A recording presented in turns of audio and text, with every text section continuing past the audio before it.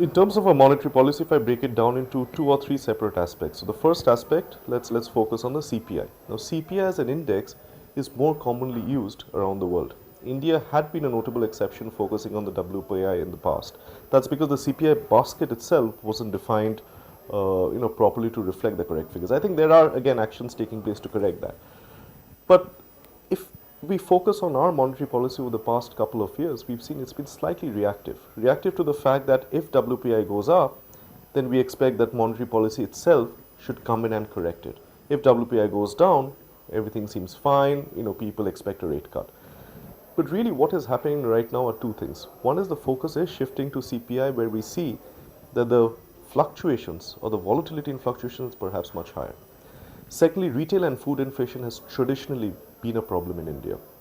Retail inflation hovering around 10%, and there have been actions taken on the WPI side which has little effect on the food inflation.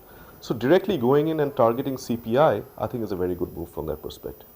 The third aspect is the rate hike itself at this point of time when actually WPI is at a low. CPI also is at about a 3 to 6 month low. Now why does that happen? That happens because one wants to nip the inflationary pressures at the bud.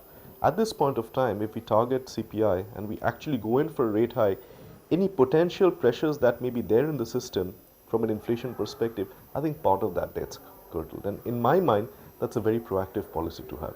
So certainly, yes, our monetary policy paradigm, I think, has changed, with the new governor in place. But I think it's a very good move. There are no short-term answers. I think over a period of time, the monetary policy itself will start having a much more wider effect than we see at this point of time. But it's a matter of time. So we have to wait and watch. We have to give it that time to come back and start making a difference.